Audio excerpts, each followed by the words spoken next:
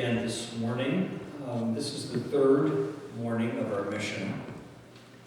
And if you've been able to join me in the other couple of days, you know that these parish missions always center around a theme or a topic.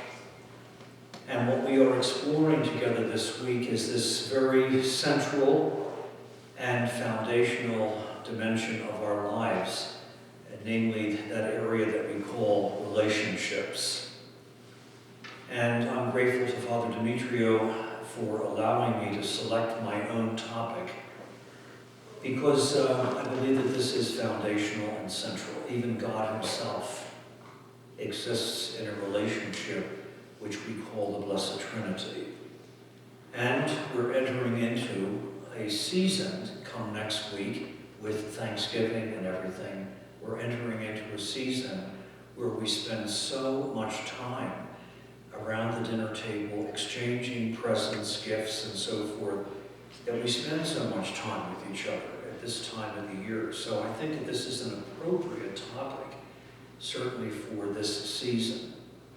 What we have been doing is taking angles or aspects of that overall topic, each morning opening them up, looking at them through three sources. We've used the scriptures, which is where we should always go first.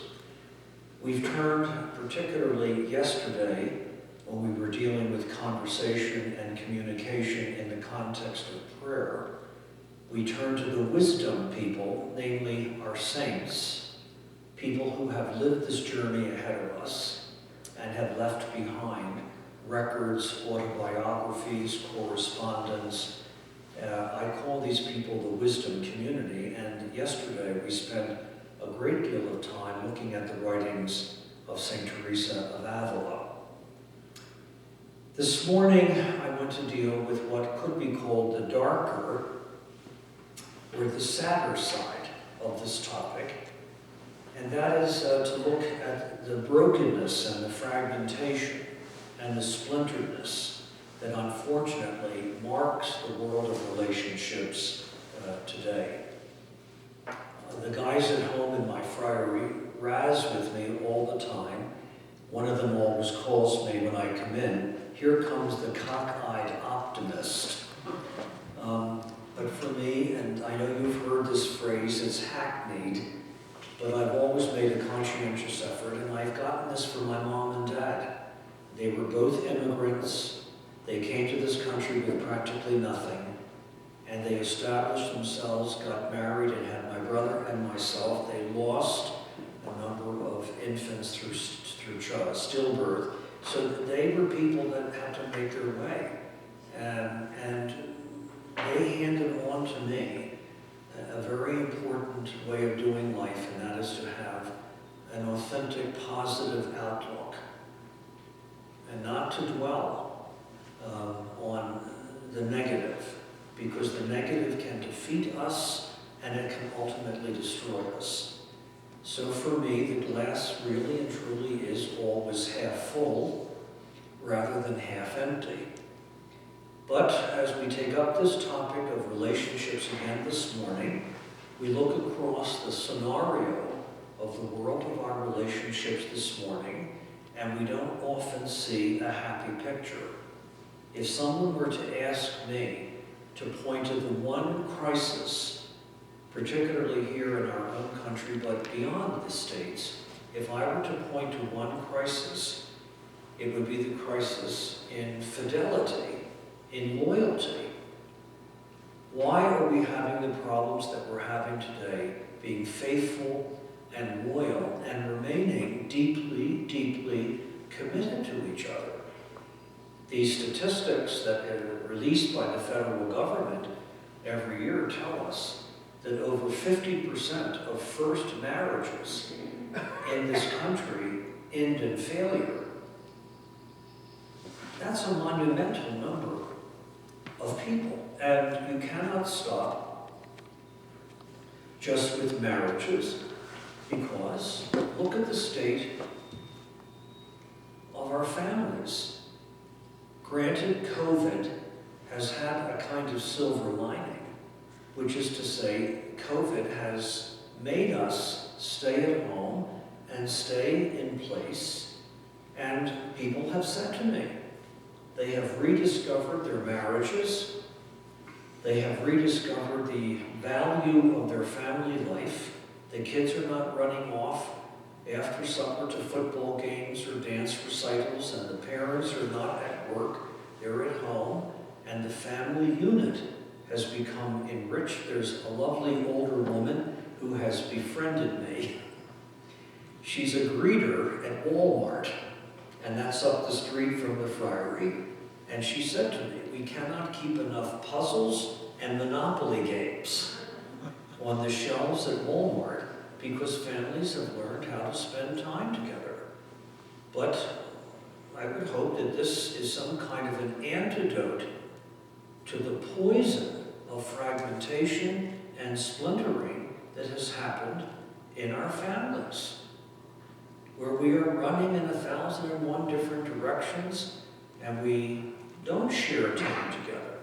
Everything that's bad also has a silver lining, and while we're losing close to 2,000 people a day in this country because of this illness, the silver lining is that those who have survived the disease or the virus, or those who haven't been afflicted, they have found their way into deeper interpersonal relationships. But the fact of the matter is, when you look across the boards, apart from COVID, you don't see a happy picture. And may I say this, look at the state of our friendships.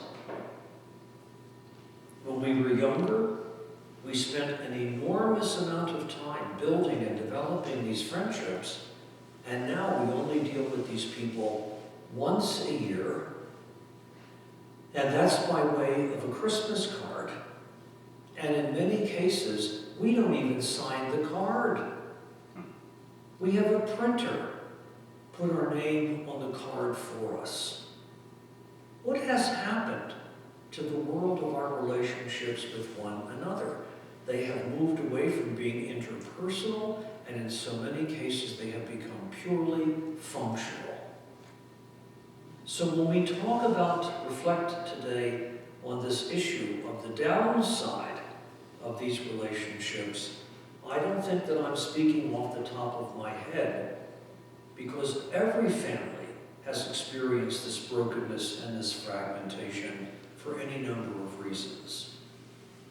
And I want to tie this morning to the realization of sin.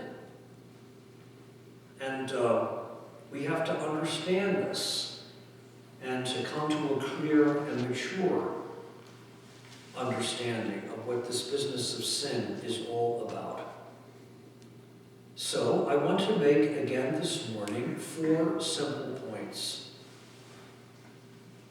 The first point that I would want to make is that in the last 50 years or so, there has been a significant shift in attitude with regard to this issue of sin. We see this in the culture as a whole, and we see it also within the Catholic community. It is no secret for me to say to you this morning that in the Catholic community in the last 50 years, the lines for confession have become shorter and shorter, but the lines for communion have become longer and longer. There has been a significant shift in attitude. And can we point to one reason why this shift in attitude has occurred? No, we cannot point to one reason, because the reasons are atmospheric. There are many reasons why this shift in attitude has occurred. But for our purposes here this morning, I'm going to mention, from my own point of view, 2 of the most damaging aspects in terms of this business of relationships. And the first is the culture as a whole. I would be the last priest on the face of the earth to categorically condemn American culture as if there's nothing of any good. This is a great country. This is a generous country. If we are not the first responders, we are among the first responders to every tragedy and every catastrophe that hits the human community. We are a good people. We are a generous people. And we are a caring people. So I am not making whole, total, global statements about the dismissing of American. Look at us here this morning.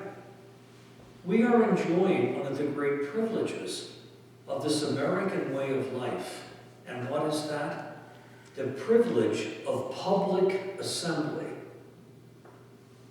There are people in the world this morning who would give their right arm to be able to just come together in some kind of a public assembly. And I'll be even more specific. Look at us here this morning. We are enjoying one of the great privileges of our American way of life, and that is the privilege of religious public assembly. There are people in other parts of the world who can only dream of doing what we're doing here this morning. I think a lot of times we take this for granted, which is unfortunate. But I think that this is a culture that blesses us. This is a culture from which we benefit in education, in personal advancement, in culture. This is a great, great country and a great culture. But if I'm going to be balanced about this, and it's important that we always be balanced, there is also a dark side to this culture. And the dark side, according to me, as I read the thing, I think that as a culture, we have lost a sense of sin. We have lost a sense of sin. Everybody's entitled to their own opinion. And no one's opinion should ever be questioned, even though the opinions of way too many people do not reflect a stitch of human thinking and intelligence. Everybody's entitled to their own lifestyle.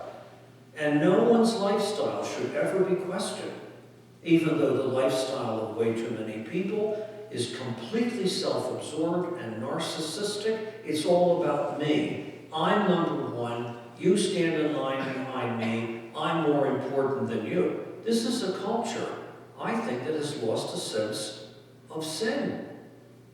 And I don't say that on my own, because we have a very important institution out in Topeka, Kansas. It's called the Menninger Clinic. It's been out there for over 50 years. It was started by two blood brothers and a nephew by the name of Menninger. All three of these gentlemen were psychiatrists, and all three of these men were Jewish. And the nephew, if I'm not mistaken, it was the nephew, he wrote a book 25 years ago that was on the New York Times bestsellers list for months and months and months. And what was the title of the book? Whatever Happened to Sin? They were dealing with people in their clinic because the Menninger Clinic is a psychiatric institution, but also a clinical situation. People can go there for counseling. And he noticed that people never used the word sin to describe anything that they had said about other people, anything that they had done to other people. And he wrote this book, Whatever Happened to Sin? I think this American culture that blesses us and from which we benefit, etc., has also lost a sense of sin. Everything is perfectly okay. And I think, let me quote of all people, Karl Marx. I'll use anybody. But Karl Marx made the statement, context creates consciousness. And what does that mean? That what we're dealing with in the culture, what we're dealing with in the context of our lives, affects the way we think. And if the culture has lost a sense of sin, that's going to impact upon the way, and in the Catholic community, interestingly enough, those three gentlemen, the psychiatrists, one of them, and I think in this case it was the nephew, he wrote an article in a British journal a number of years ago, and he said, there is no forum where people can go after they have said things about other people and destroyed their reputations through slander and everything else. There's no place where people can go who have done terrible things to other people to know that what they have done has been forgiven. There's no forum, he said, in which people can be, so to speak, absolved, except, he said, in one institution, and that is in the Roman, these were three Jewish psychiatrists, except, he said, in the Roman Catholic Church, where they have what he called the sacrament of, we call it reconciliation. This article was written when we were still referring to confession as penance.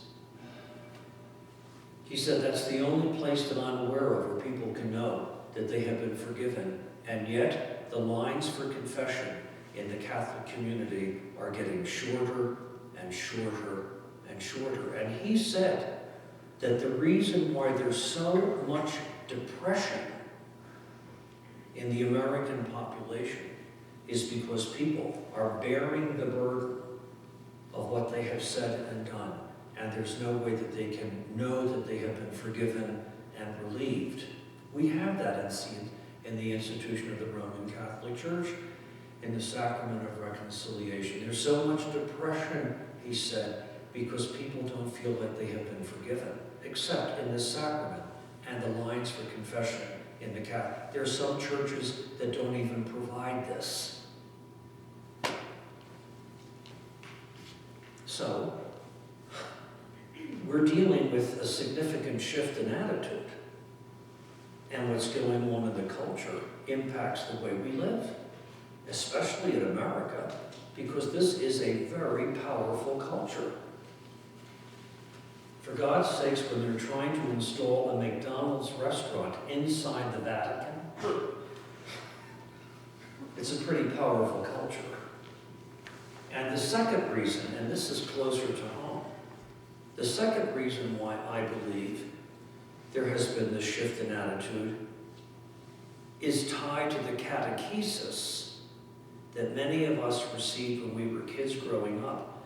I don't know about in other countries, but certainly in this country, the catechesis circling around the sacrament of penance or reconciliation, we got Orthodox Catholic theology, but at the same time, it was incredibly inadequate. Not inaccurate, inadequate.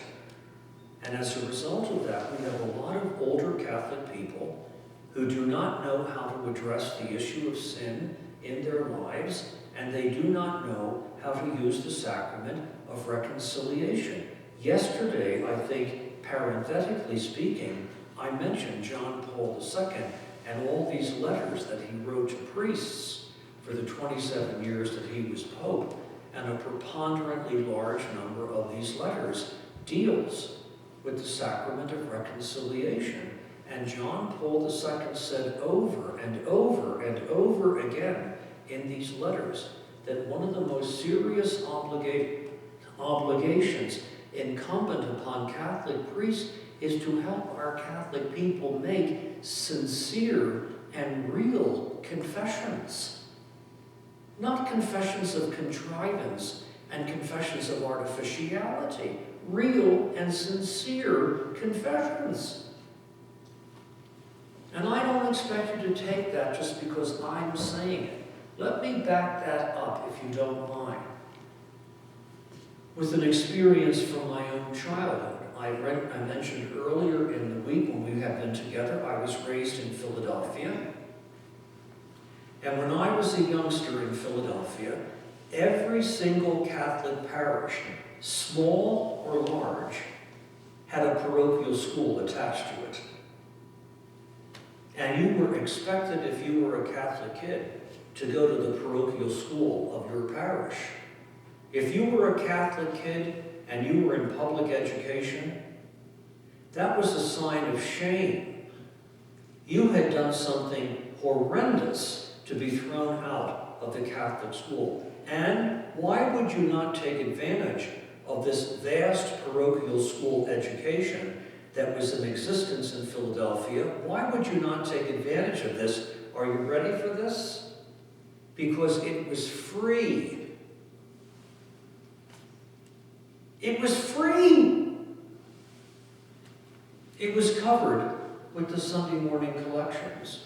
And there was a nun in every single classroom. And we paid these women absolutely nothing. You talk about what John Paul II referred to as systemic evil.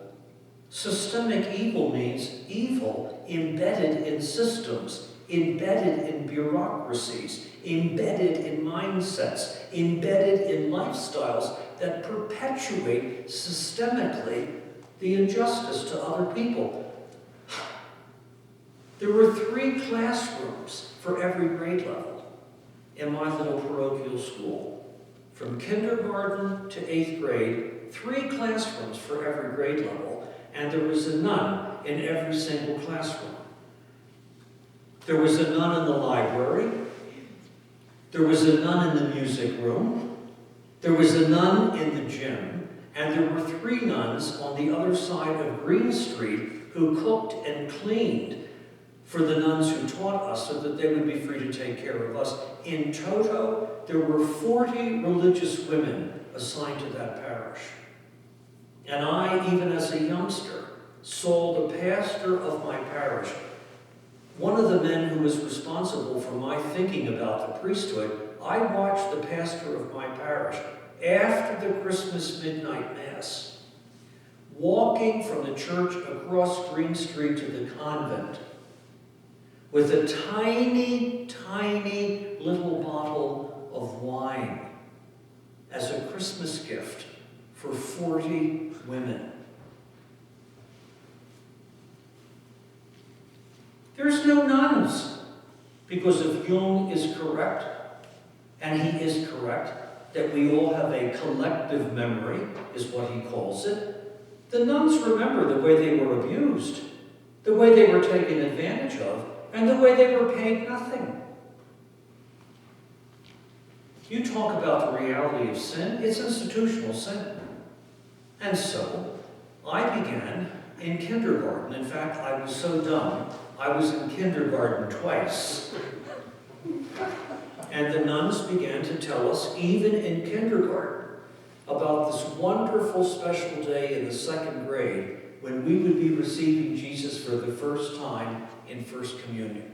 The sisters increased the intensity of their instruction when we went into the 1st grade and increased it even more. If there was a student assembly when we were in the 2nd grade, the 2nd graders were always put up in the front seats because they were little people of honor.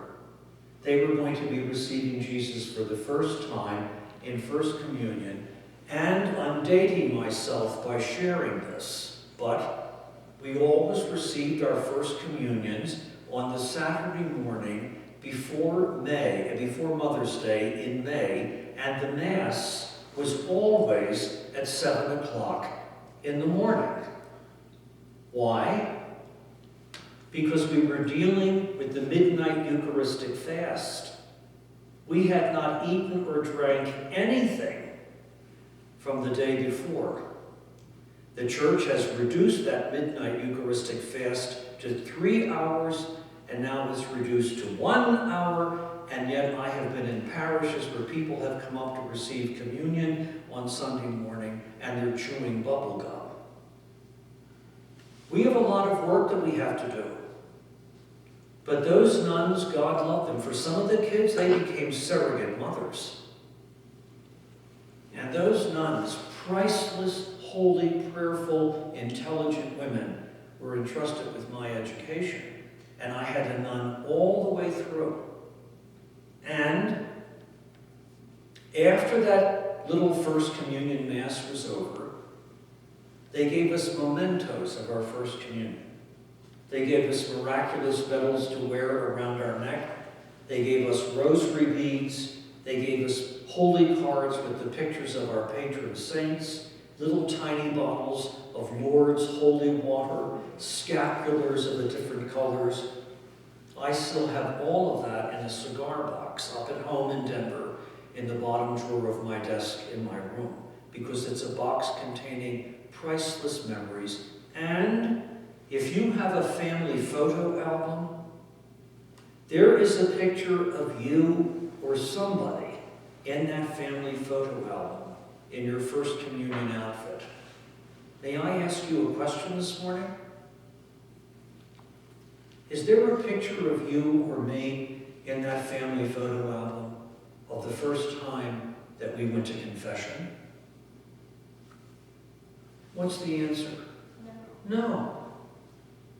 The catechesis for First Communion was a catechesis of eager anticipation and joy, and the catechesis for this equally important sacrament of God's mercy was wrapped in a catechesis of terror and fear.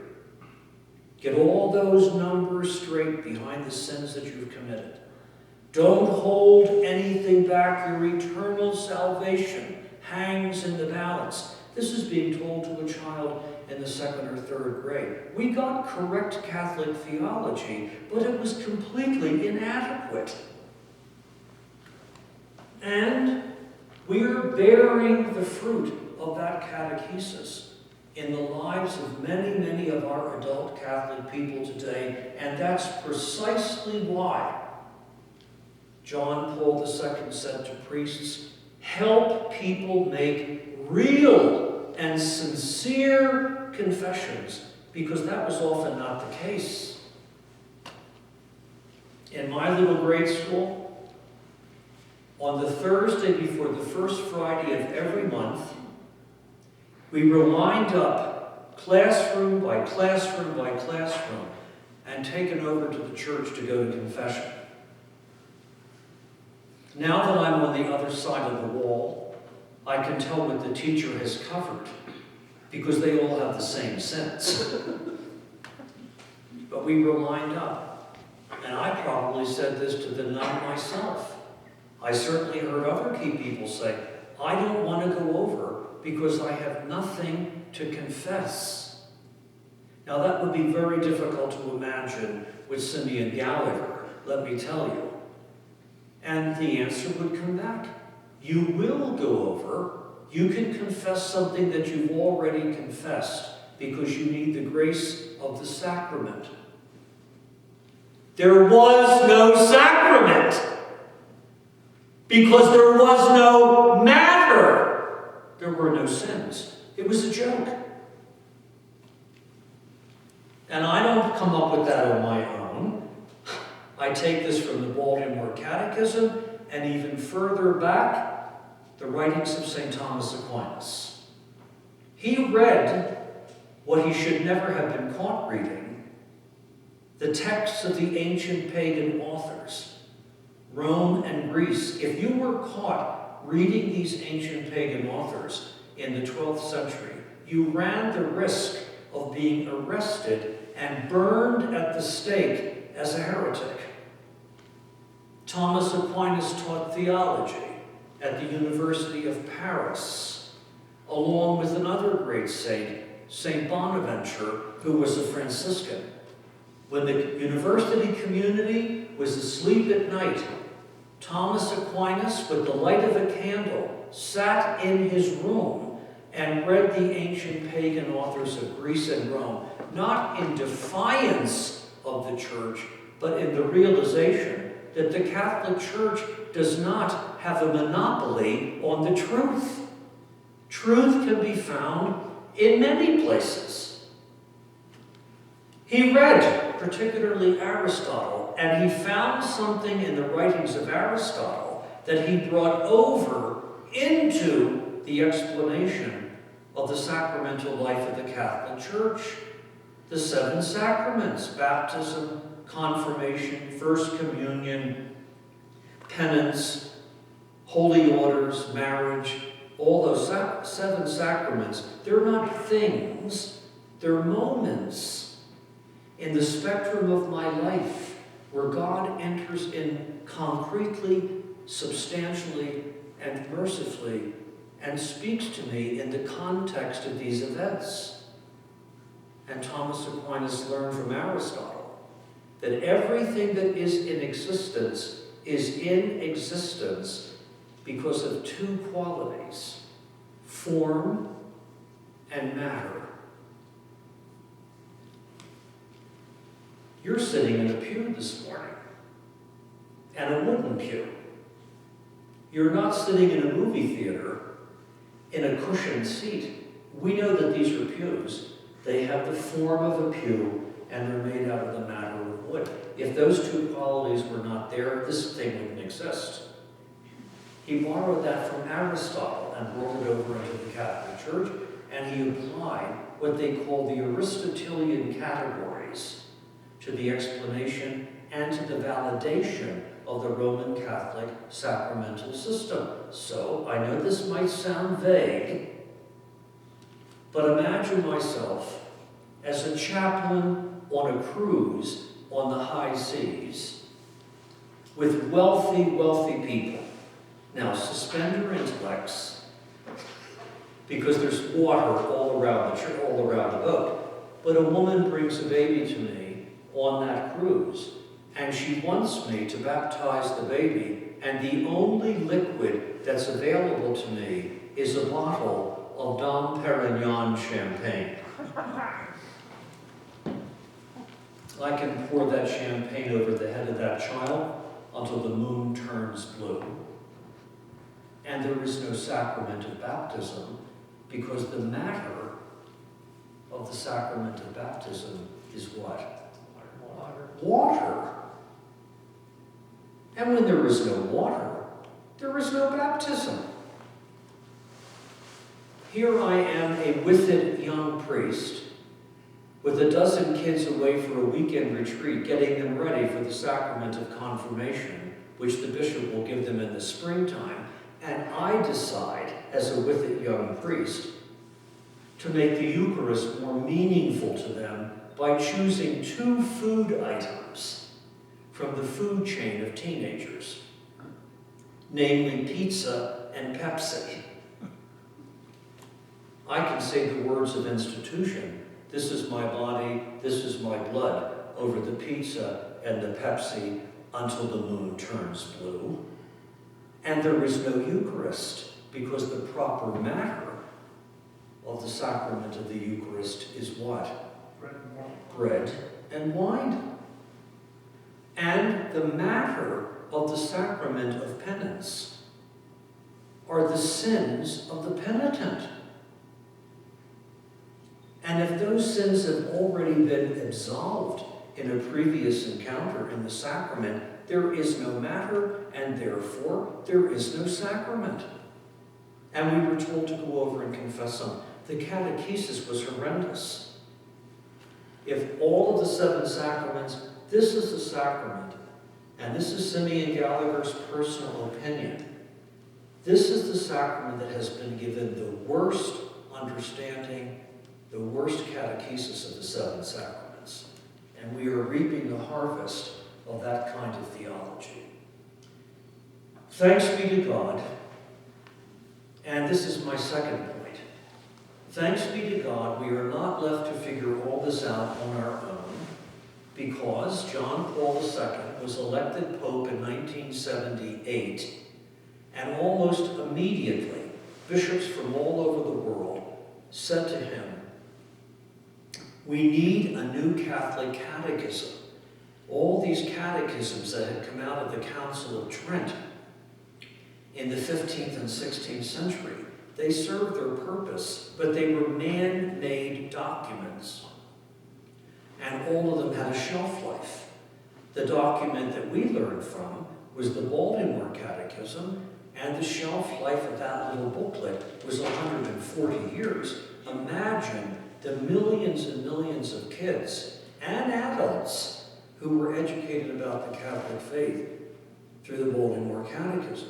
but the Baltimore Catechism had a shelf life of 140 years. And the bishops were saying to the Pope, these catechisms are not addressing the issues of morality and faith development and so forth in the lives of Catholic people today, so we need a new catechism.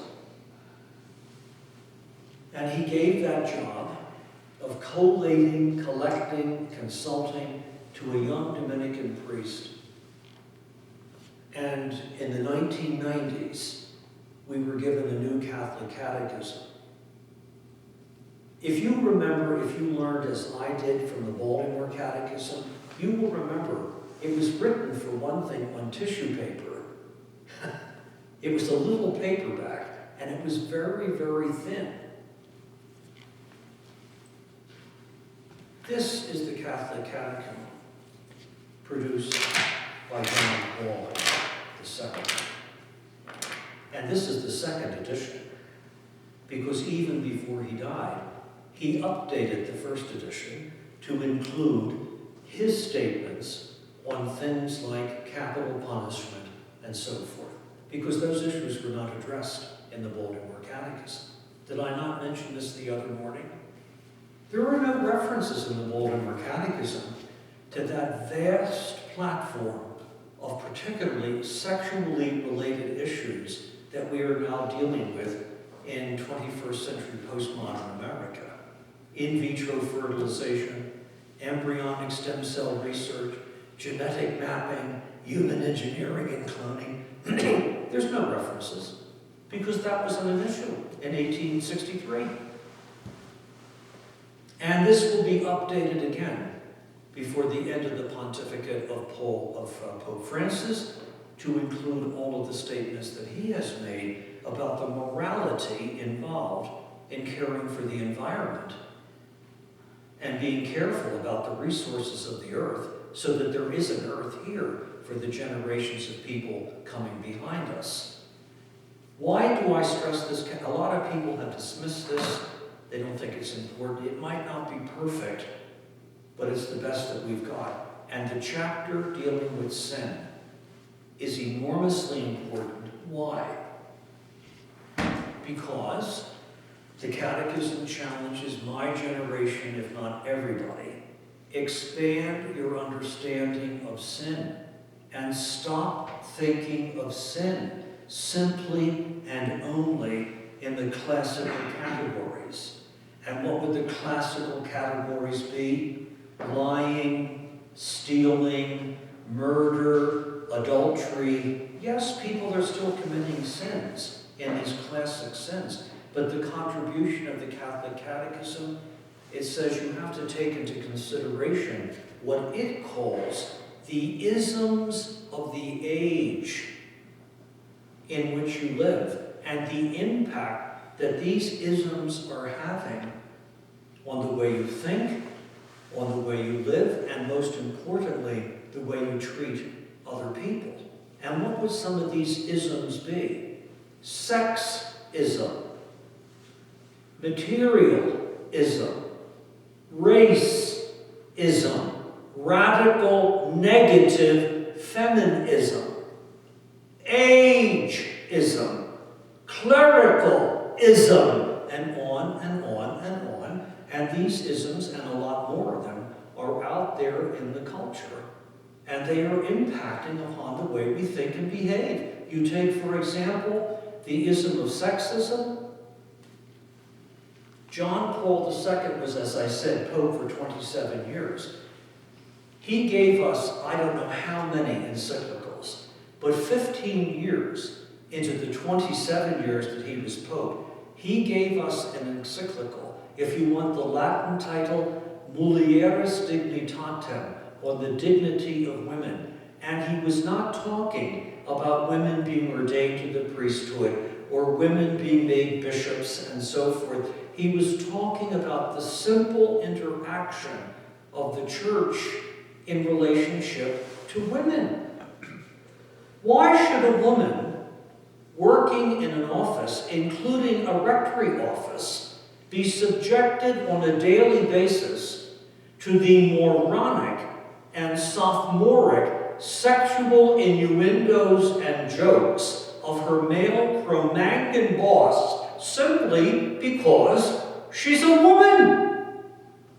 Why should a woman be paid less for doing the same job as the man sitting at the desk next to her?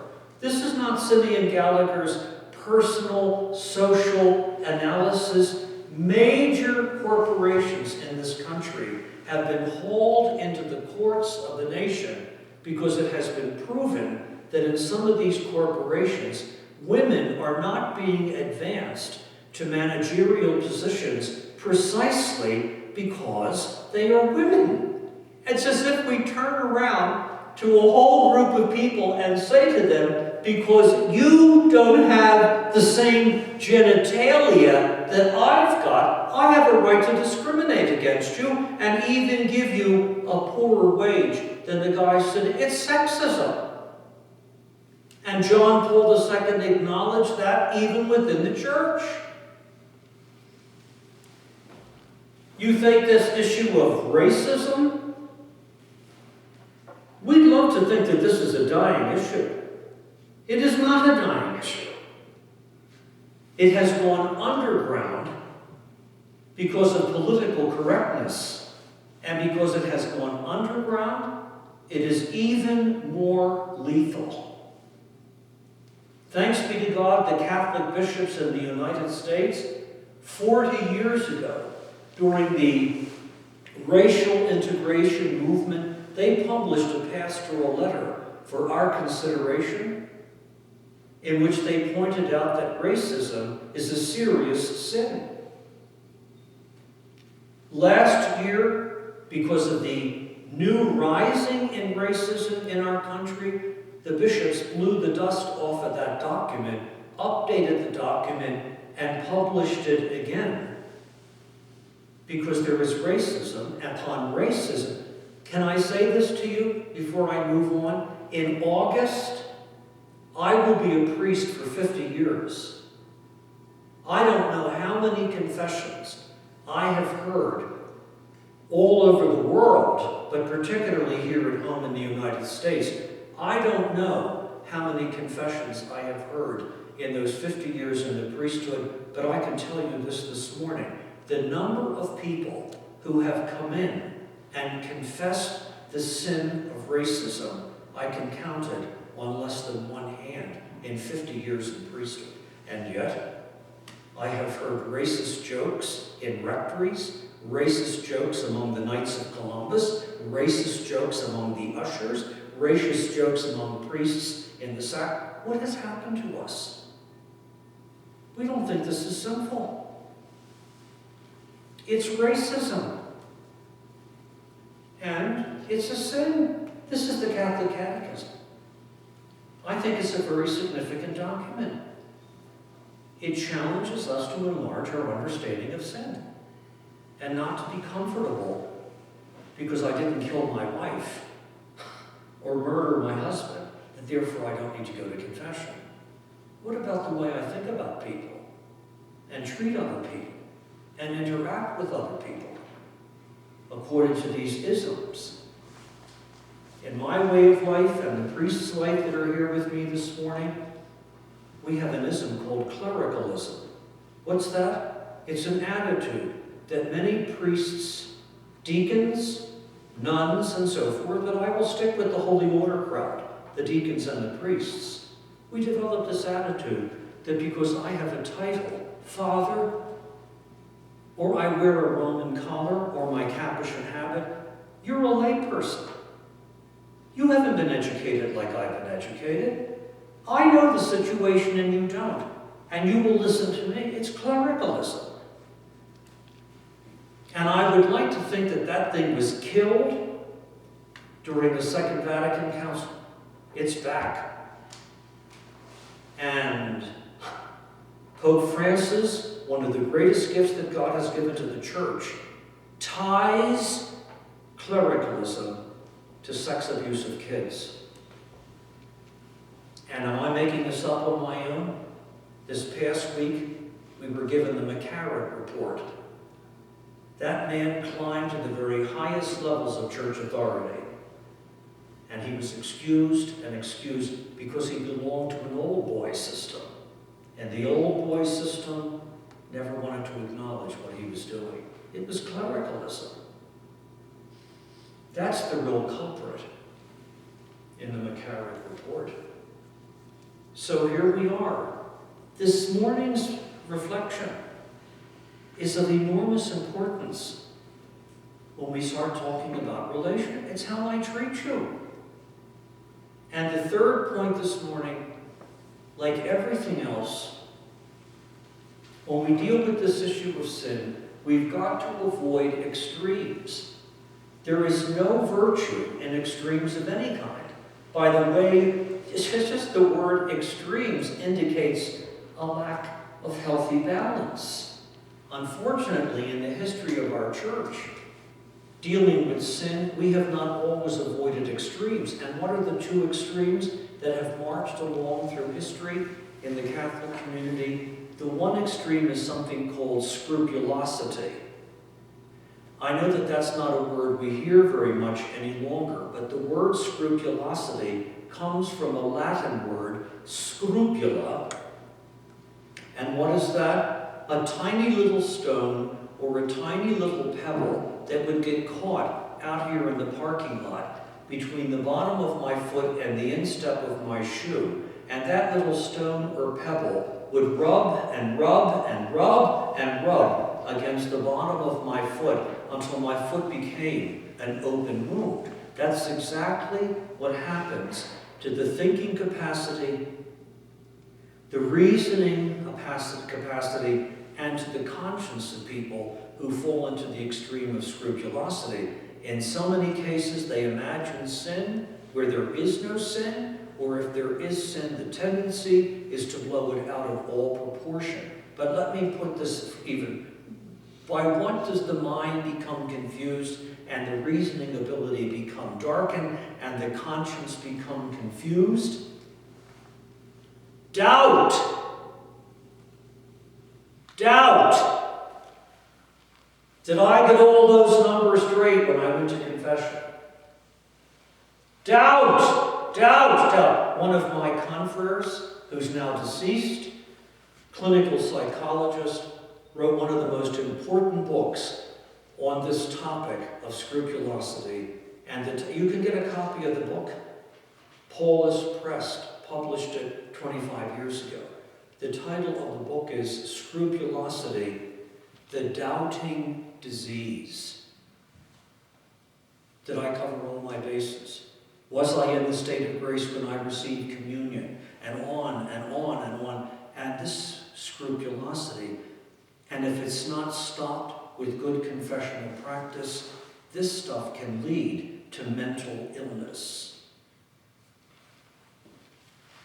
If you use the diagnostic manual that they use to label various forms of mental affliction, one of the items in the diagnostic manual is something called obsessive-compulsive disorder. I am not saying that scrupulosity is full-blown OCD, but if this is not stopped with good advice and spiritual direction, it can lead to mental illness. It can become a form of obsessive-compulsive disorder. And unfortunately, that has been part of and attached to the Catholic Church's issue with sin all the way through our history. And I know it's always bad for a preacher or a teacher to use themselves as an example of this, but I am the common denominator in here. And of all the categories of Catholic morality, the category that was always submerged in scrupulosity is sexuality. Sexuality. Not that this is not an integral dimension of who we are as human beings. Everything we do is gendered. Everything we do is gendered. But sexuality is not the only issue in Catholic moral theology.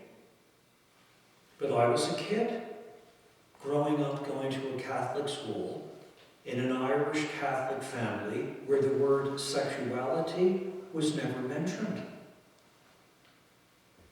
I went to a Catholic parochial school. The word sexuality was never mentioned. No one ever sat us down and explained anything to us, and not just about the mechanics of sexual intercourse and the way to avoid pregnancy with the use of prophylactics. I mean the whole beauty of this dimension of who we are as men and women, the beauty of sexuality, that was never addressed. I didn't even have the vocabulary, for God's sakes, to understand the changes that were going on in my own body, and I left home at 13 years of age, went 500 miles across the state of Pennsylvania and entered a Capuchin high school seminary. I was a timid, frightened, scrupulous Irish Catholic kid, 500 miles away from home. I was afraid of my own shadow. It was a nightmare. Thanks be to God, the seminary staff had enough sense to know that people like me would be coming through, and they assigned an older friar who was a priest to whom we could go for confession, if necessary, to whom we could go for clarification. And let me tell you, the man standing in front of you this morning, the carpet into that guy's office was worn thin by the man standing in front of you this morning.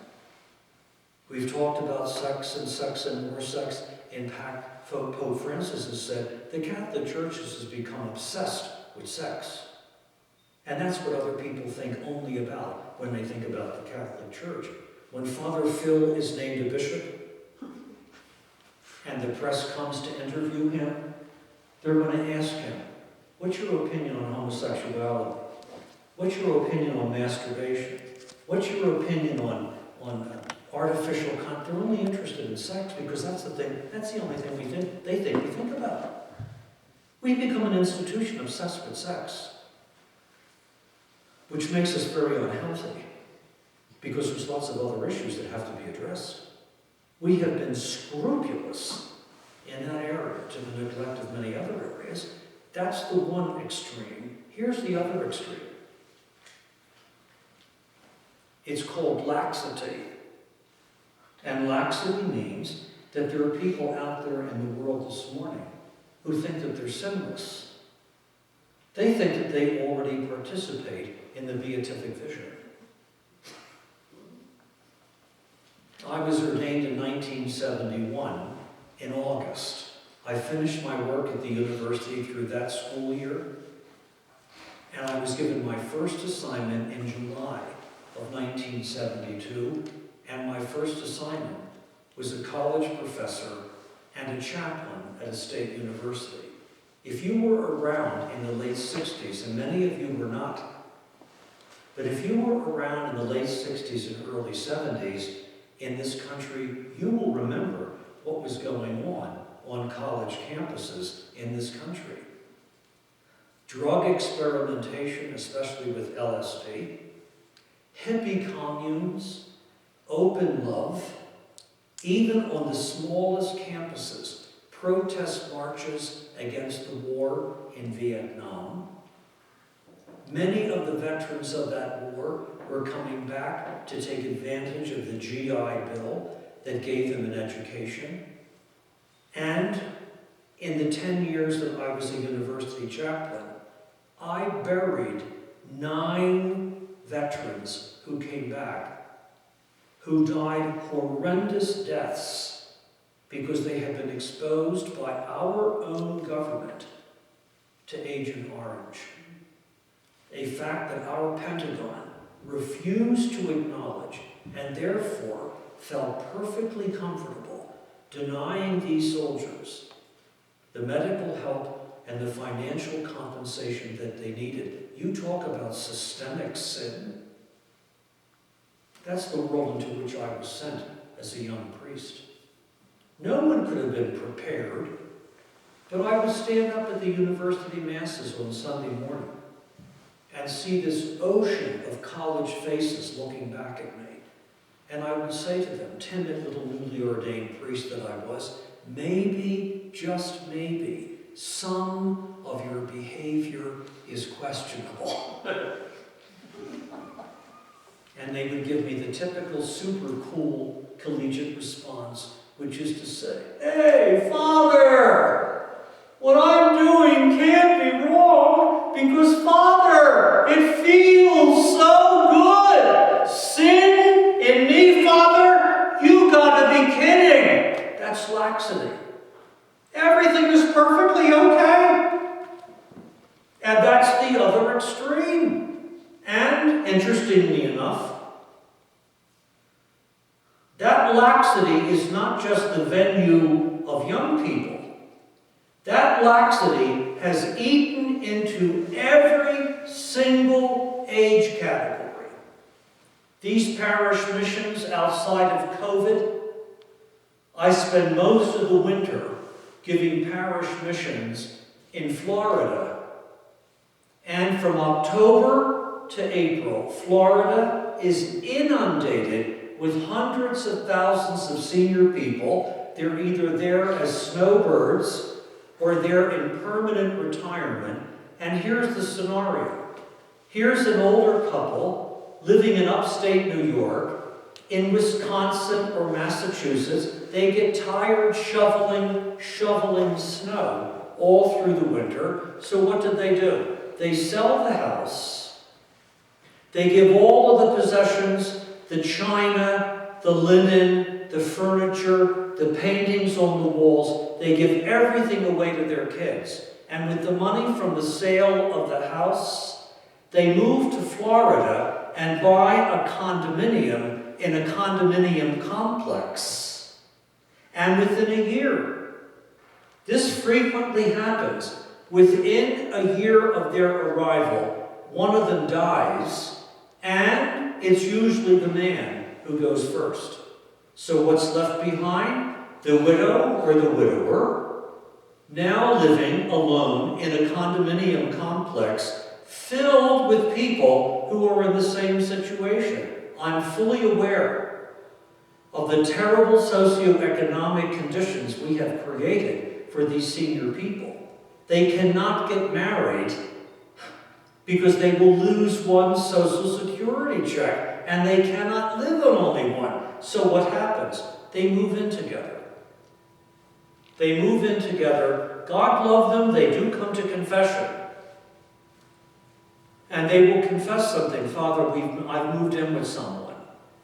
But don't worry, we worked it all out. They think I'm stupid. You've moved in together, and the implication is they're having sex. Why? Because of all of the sex drugs. Viagra, Cialis, Levitra, they've all given these senior people a new sex life. They haven't worked a single thing out. They've rationalized. And they're living in the extreme of laxity. It's not just the venue of young people. And as part of my ministry, I think I mentioned the other day, I don't only speak to Catholic audiences. In fact, many of the audiences that I speak to these days have medical-related backgrounds. And so I read the New England Journal of Medicine.